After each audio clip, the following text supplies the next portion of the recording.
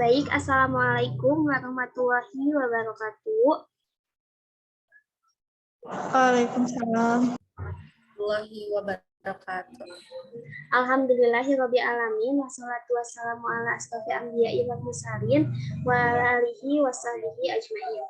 Yang terhormat Bapak Rohmanul Aziz Sos IMAG selaku dosen mata kuliah metodologi dakwah dan teman-teman semua yang saya hormati, sebelum ke materi akan dibacakan ayat suci Al-Quran oleh Atika Hoirul, yaitu surat Al-Hajj ayat 27. Kepada Atika dipersilahkan.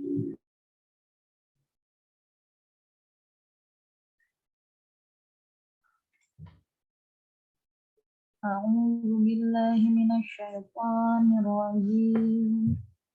Bismillahirrahmanirrahim. Wa adzin fin nasi bil hajji ya'tuka rijalan wa ala kulli dhamirin ya'tina min kulli fajjin 'amiq. Yang artinya, dan serulah manusia untuk mengerjakan haji, niscaya mereka akan datang kepadamu dengan berjalan kaki atau mengendarai setiap unta yang kurus. Mereka datang dari segenap penjuru yang jauh.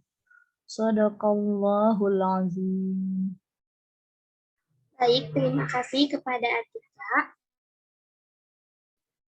Selanjutnya, pemaparan materi. Sebelum itu, saya akan membacakan materinya. Judul materinya yaitu mengenai fenomena dakwah dalam menyikapi perkembangan zaman.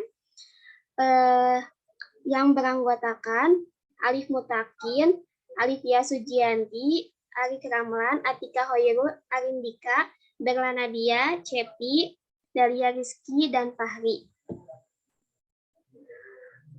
Baik, langsung saja kita ke materinya.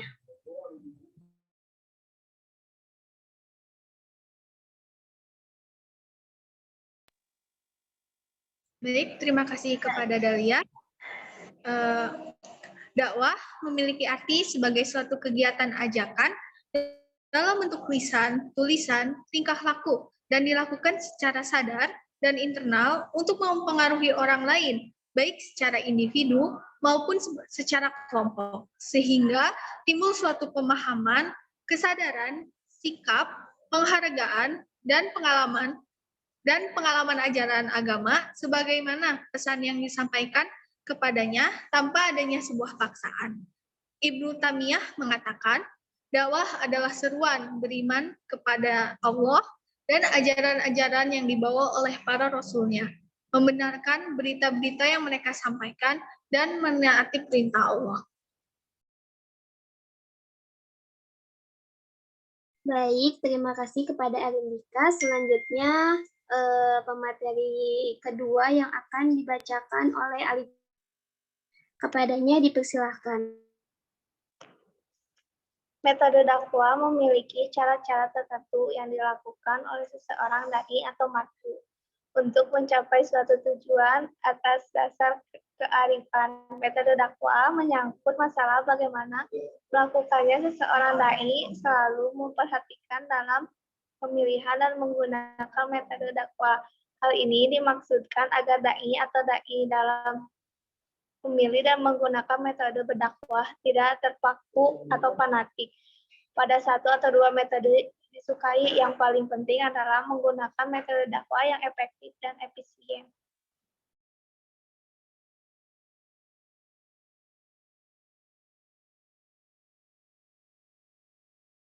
Baik, terima kasih kepada Livia. Selanjutnya pemateri ketiga akan dibacakan oleh Cepi. Kepadanya dipersilakan.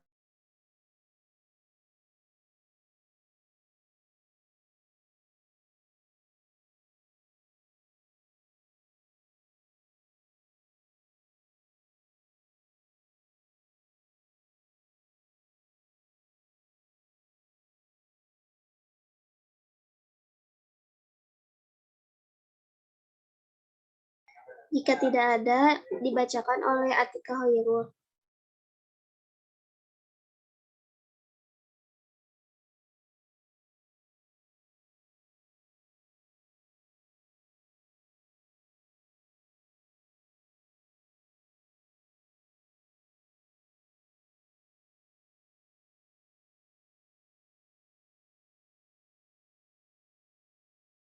Jika masih tidak ada, akan dibacakan oleh Berla. Untuk siapa teh? Alif ya, Cepi.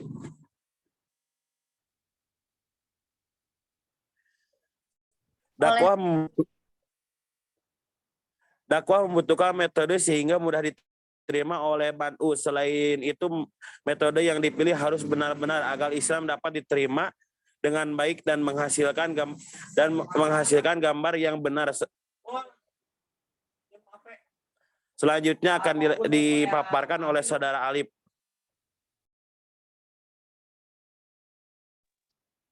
Baik, bismillahirrahmanirrahim. Terima kasih kepada Ibu Moderator atas waktunya. Untuk selanjutnya yaitu macam-macam metode dakwah. Rujukan utama para juru dakwah dalam menentukan metode dakwah yaitu terdapat dalam Al-Quran, yaitu kitab sucinya umat Islam. Antara lain yang ke-1 yaitu dakwah fardiyah. Apa itu dakwah fardiyah? Dakwah fardiyah merupakan metode dakwah yang dilakukan seseorang kepada individu lain atau satu orang atau beberapa orang dalam jumlah yang kecil dan terbatas. Dakwah fardiyah biasanya dilaksanakan tanpa persiapan, sehingga materi yang disampaikan tidak tersusun secara tertib. Yang kedua yaitu dakwah ammah. Apa sih dakwah ammah itu? Dakwah ammah dilakukan oleh seorang dengan media lisan yang ditunjukkan kepada halayak dalam jumlah yang besar. Metode dakwah ini disampaikan melalui khutbah atau pidato sehingga dapat didengar oleh orang banyak. Yang ketiga yaitu dakwah bilisan. Apa sih dakwah bilisan itu? Dakwah bilisan merupakan metode penyampaian informasi atau pesan dakwah melalui lisan, baik berupa ceramah ataupun komunikasi langsung antar subjek dan objek dakwah. Yang keempat yaitu dakwah bilhal. Apa sih dakwah bilhal itu? Dakwah bilhal yaitu metode dakwah yang lebih mengutamakan perbuatan nyata. Dakwah jenis ini dilakukan dengan memberi pemahaman secara teori beserta contoh pengaplikasiannya dalam kehidupan sehari-hari. Dengan metode ini, orang yang mendengarkan dakwah diharapkan mampu melaksanakan nilai-nilai kebaikan yang telah dicontohkan kepadanya. Yang kelima yaitu dakwah bil tadwin. Dakwah bil tadwin adalah dakwah yang dilakukan melalui tulisan, baik dengan menerbitkan kitab-kitab, buku, majalah, artikel di internet, koran, dan banyak lagi. Metode dakwah ini bersifat tahan lama dan dapat tersampaikan dari generasi ke generasi lain meskipun penulisannya sudah wafat. Terus yang terakhir dari macam-macam metode dakwah yaitu dakwah bil hikmah itu. Dakwah bil hikmah disampaikan dengan pendekatan komunikasi khusus yang bersifat persuasi. Dengan begitu, hati penerima baik atas kemauannya sendiri. Terima kasih, saya kembalikan lagi kepada Ibu Moderator. Baik, terima kasih kepada Alif. Selanjutnya akan dibacakan oleh Bang Nadia. Kepadanya dipersilahkan. Baik, terima kasih. Selanjutnya, fenomena dakwah pada remaja. Pemuda dan remaja masjid merupakan pilar-pilar kebangkitan bangsa yang harus dikelola dengan baik. Diberikan kesempatan untuk mengembangkan diri mereka sendiri, mengorganisasikan setiap potensi yang mereka miliki, hingga akhirnya menyumbangkan perubahan besar suatu bangsa. menuju bangsa dengan harkat dan martabat yang ditopang oleh generasi muda. Pemuda dan remaja masjid yang memiliki komitmen moral yang tinggi dan semangat pantang menyerah. Berikutnya ada beberapa program dakwah remaja yang akan dipaparkan oleh Arik Ramlan. Baik, terima kasih. Ada beberapa program yang dikategorisasikan sebagai program dakwah, diantaranya adalah 1. Training manajemen remaja. Masjid pelatihan ini ditunjukkan untuk meningkatkan wawasan, keilmuan, pengetahuan, serta keahlian terkait dengan manajemen organisasi, komunikasi, serta kepemimpinan. 2. Majelis Remaja Cabang Persis Manggahang. Kegiatan ini diselenggarakan bulanan dengan peserta gabungan remaja masjid. 3. Sanubari kegiatan tahunan berupa pesantren kilat Ramadan. Peserta sebagian besar adalah para remaja, sehingga metode penyampaian materi tidak satu arah, melainkan dialog interaktif, berisi tentang pembahasan psikologi remaja dan pendidikan permasalahan. Adalah ketika pemberian kepercayaan kepada anggota tanpa dilakukan asesmen terlebih dahulu atas kapasitas person tersebut, dan tidak didukung sistem pendampingan yang memadai. Akibatnya akan terjadi perasaan dikorbankan, dan hal tersebut dapat membuat demotivasi. Terima kasih. Saya kembalikan kepada Ibu Moderator. Baik, terima kasih kepada Arik. Selanjutnya kesimpulan yang akan disimpulkan oleh Fahri. Kepadanya dipersilahkan. Ibu Moderator boleh minta PowerPoint-nya di-share lagi. Ada yang maksudnya dikembalikan ke awal.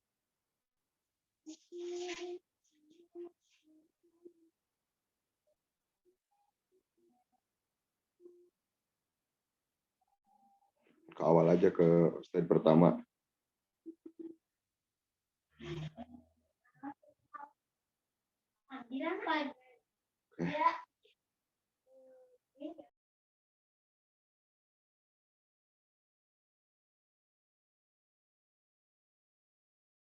Baik, oke.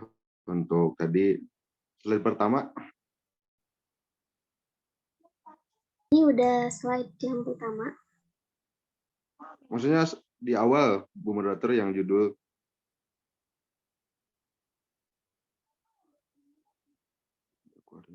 Oke, fenomena dakwah dalam menyikapi perkembangan zaman. Baik, kesimpulan dari presentasi kelompok kita, yaitu tentang fenomena dakwah dalam menyikapi perkembangan zaman, di mana perkembangan zaman ini dilihat dari beberapa aspek, yaitu khususnya remaja, dan kita pun harus lebih mengetahui juga apa sih dari dakwah itu sendiri, apa sih pengertian dakwah itu sendiri, dan dakwah itu seperti apa secara pengerjaan, dan kita pun sebagai pelaku dakwah apa sih menyikapi harus dalam berdakwah itu sendiri. Ketika kita melihat pengertian dakwah itu sendiri mengandung arti sebagai suatu kegiatan, ajakan dalam bentuk lisan, tulisan, tingkah laku, dan seterusnya, maka bisa katakan secara disimpulkan dakwah itu adalah mengajak ataupun menyeru. Mengajak di sini bukan berarti mengajak kepada kejelekan, tapi mengajak kepada arah kebaikan, baik itu baik dari sisi moral, etika, ataupun agama itu sendiri. Lalu dengan metode dakwah ataupun cara berdakwah itu sendiri, secara pendekatannya itu seperti apa, kita melihat di era globalisasi ataupun perkembangan zaman ini banyak metode-metode yang memang baik kita gunakan. Seperti halnya kita berdakwah dengan multimedia, ataupun dengan media itu sendiri berdakwah, ataupun berdakwah secara langsung dengan adanya tren mengikuti zaman, tapi secara tidak langsung kita pun berdakwah menyikapi apa yang terjadi di era zaman sekarang. Lalu ketika dakwah menggunakan metode-metode yang memang signifikan dengan situasi yang mendukung, maka perlunya adanya analisis di mana dakwah ini bisa sampai.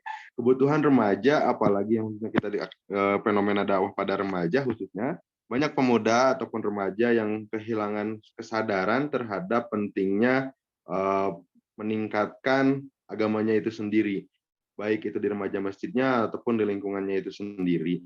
Oleh karena itu banyak program-program yang dikategorisasikan sebagai program dakwah. Yang pertama itu ada training manajemen remaja, majelis remaja cabang, ataupun sanubari kegiatan tahunan berupa pesantren kilat Ramadan.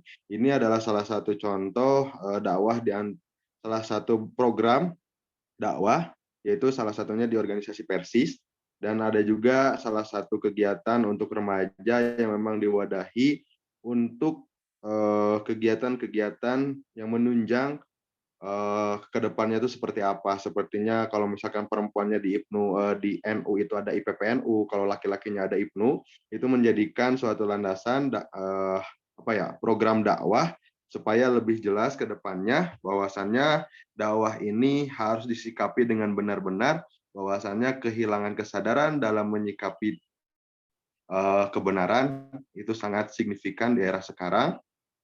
Dan kesimpulannya, secara tidak langsung, mari kita sama-sama untuk saling mengingatkan dan mengajak kepada teman, kerabat, keluarga supaya benar-benar terjaga baik itu keimanan ataupun keislaman kita dengan metode apapun itu, baik dengan berbicara langsung ataupun dengan sindir multimedia ataupun dan lainnya, menjadikan gerak dakwah di era zaman sekarang itu lebih berkembang, tidak seperti zaman dahulu yang hanya sebatas menggunakan ceramah ataupun pendekatan biasa. Tapi untuk zaman sekarang banyak cara ataupun metode yang dilakukan supaya dakwah ini bisa sampai ke banyaknya orang. Mungkin itu secara kesimpulan ataupun penambahan dari fenomena dakwah dalam menyikapi perkembangan zaman. Mungkin secara judul pun agak kebingungan, tapi secara tidak langsung kita pun harus paham bahwa perkembangan zaman di sini adalah remaja yang disebut juga dengan pola pikir remaja, supaya benar-benar dijaga dengan pertumbuhan menjadi komitmen prinsip beragama yang benar-benar memahami agama itu sendiri. Terima kasih. Baik, terima kasih kepada Fahri. Alhamdulillah, penyampaian materi dari kelompok 3 telah selesai. Mohon maaf bila ada kesalahan kata. Wabillahi taufiq wal hidayah. Wassalamualaikum warahmatullahi wabarakatuh.